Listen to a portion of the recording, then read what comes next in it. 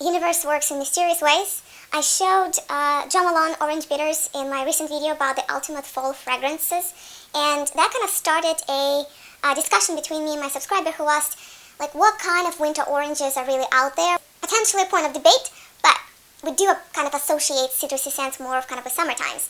And this orange bitters probably as an entrance to that conversation is a very good example that there is a very distinct and rather different family of fragrances and scents that play on the citrusy theme, but they do it in a much more substantial, not necessarily syrupy or sweet, but in a very, very different fashion, a very different way, which blossoms, just that it sounds beautifully in cold weather.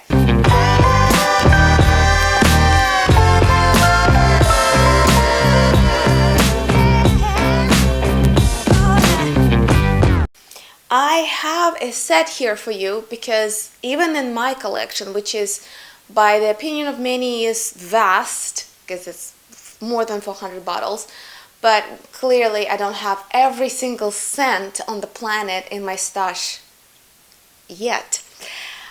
I still have quite a collection of winter oranges because that's one of the type of citruses that I personally adore. I absolutely love me some kind of like orange peel, orange cookies, anything that's more oily, maybe bitter, dark, a little bit more concentrated.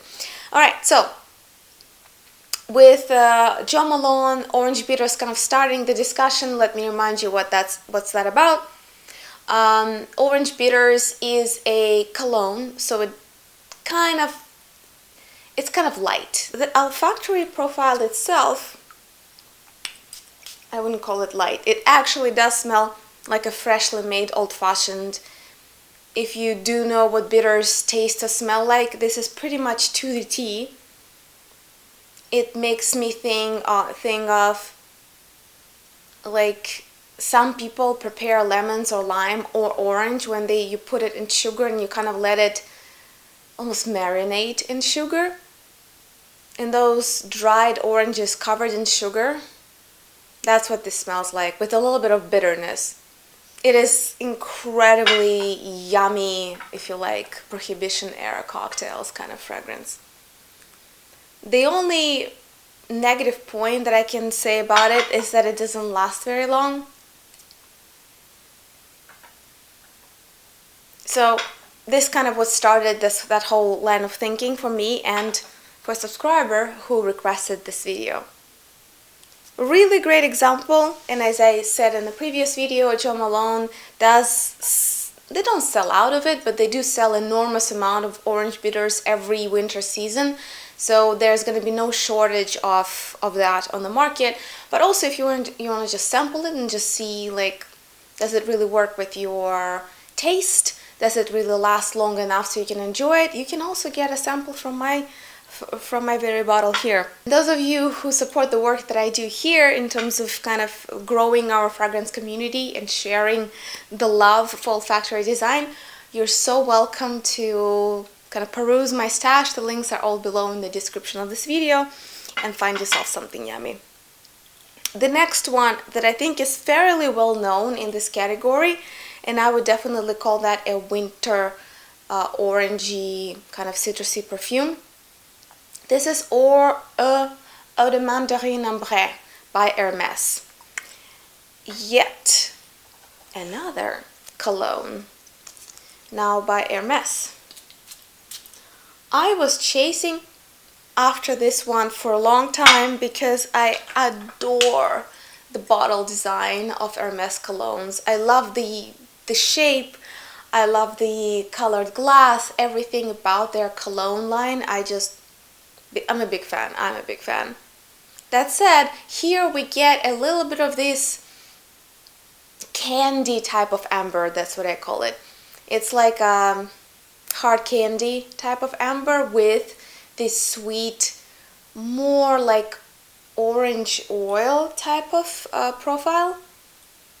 To me, it's too candy-like. Again, I wouldn't call it doesn't go to like pink sugar type of family or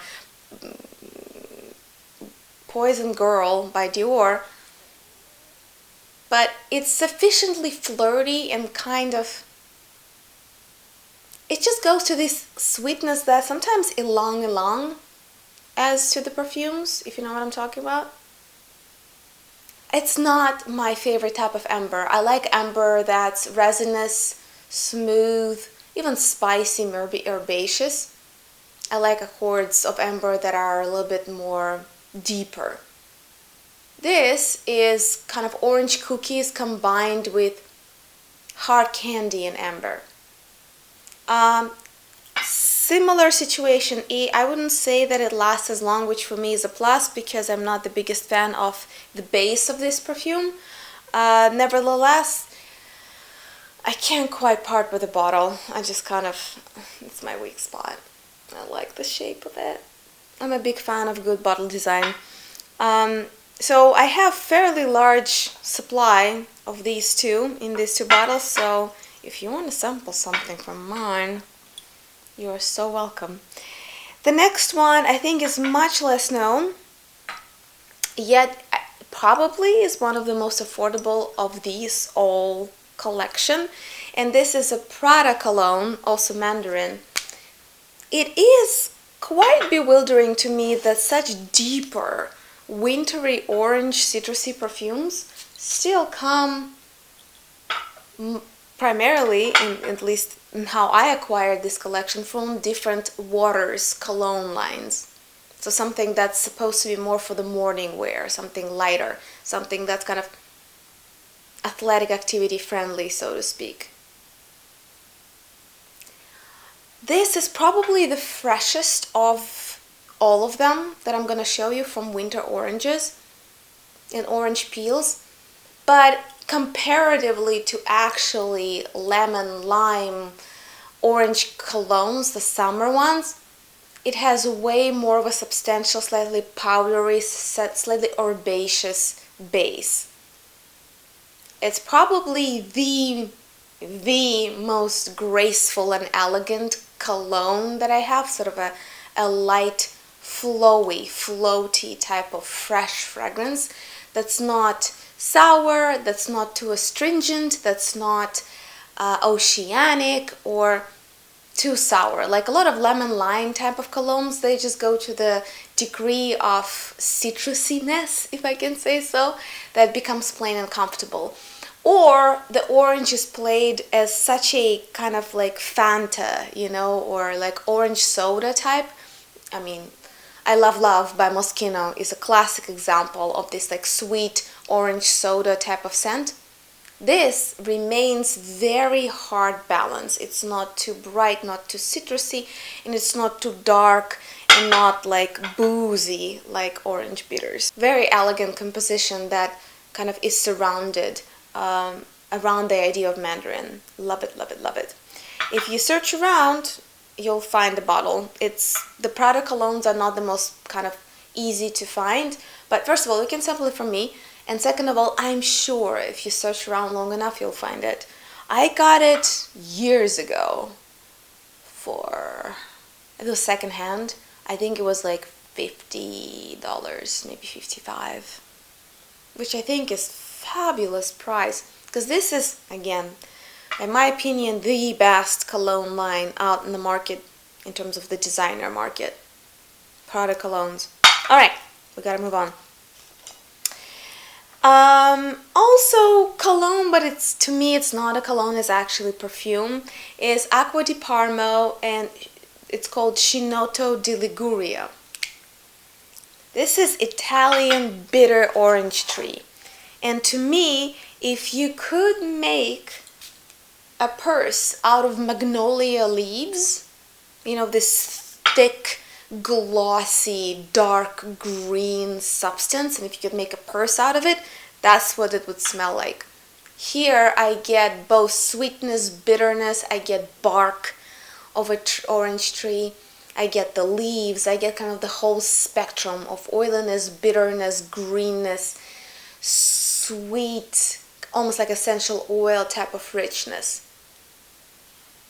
It is just sweet enough to be comforting and alluring, and yet it's dense enough, bitter enough, and green enough and yet base, like kind of balanced to the base enough that it doesn't become anything too, it's not neither feminine nor masculine, it's right there in the middle.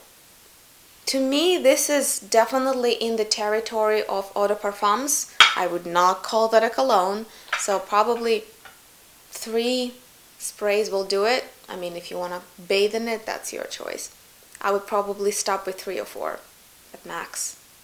I love it. I always wear it when I want to appear cheerful. It's really good for work if you want to appear kind of put together, business kind of, or like efficiency oriented, and yet joyous, you know, that you were there to make things happen. Love Chinotto di Liguria for that. And the last one for me is forever gonna be linked in my memory with Christmas in the center of Moscow, because that's where I smelled it for the first time. At near the Red Square, not too far from there, there is a like lavish, beautiful department store that sells all of the premium niche and designer clothing, cosmetics, and perfumes. And they have a Chopard corner there. It was, I don't know, 7-8 years ago, so many years ago. And I was walking around, it was Christmas time. If you've ever been in Western or Eastern Europe for Christmas, this is just something to behold. And Moscow was not exception. With the kind of budgets that that city has, the whole center was just one big Christmas market. Like the lights, the colors, the decoration was everywhere, and was done in this like royal imperial fashion. It's like never-ending nutcracker ball, if you wish. And we were walking around with a friend, and we were cafe hopping.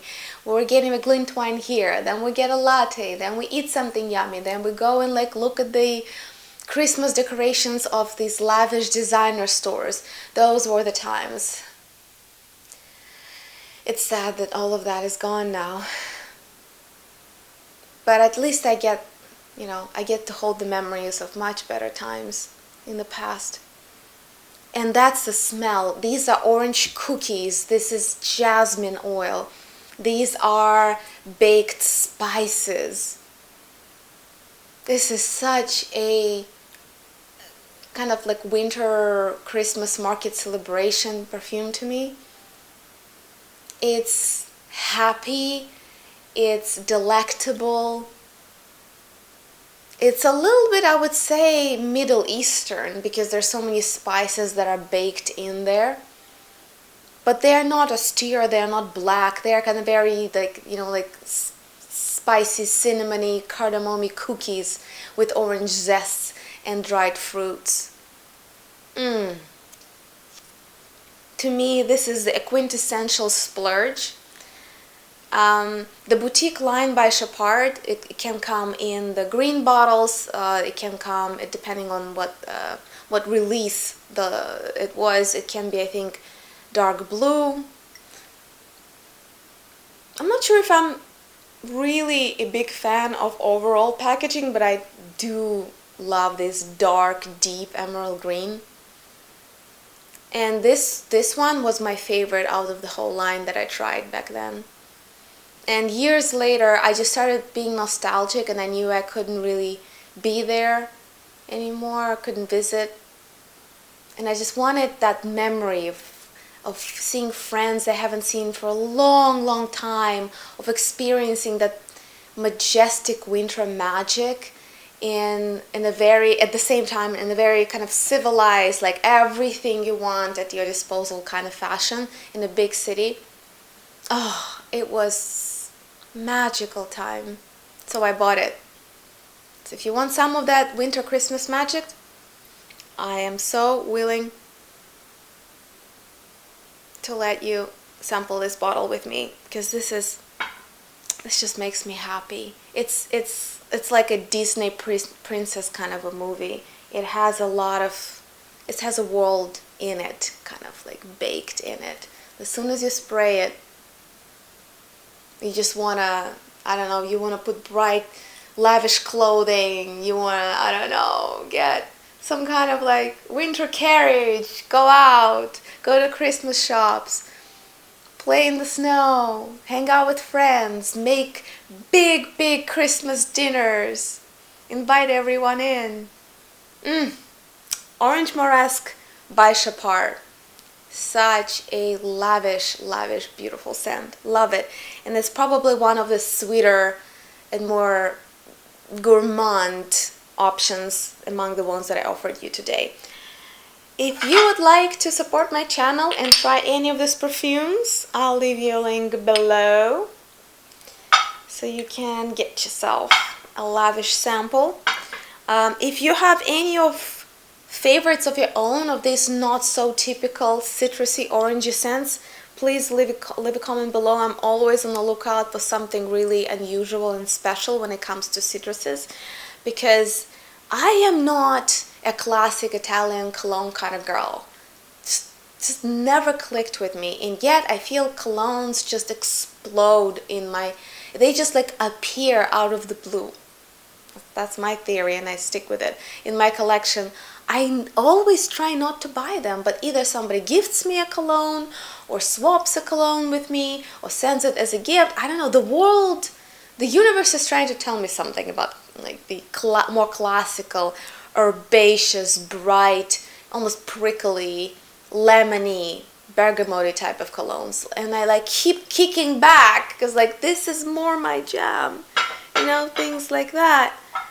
But maybe I'll change, but this is more my taste. If you're curious about what I prefer when it comes to colognes in general, Prada colognes, when it comes to oranges, that's my jam. These kind of deeper, darker, more like boozier type of oranges. Alright, with that, we're going to conclude. Thank you so much for your attention. If you haven't yet, please like and subscribe, and I'll see you in the next video.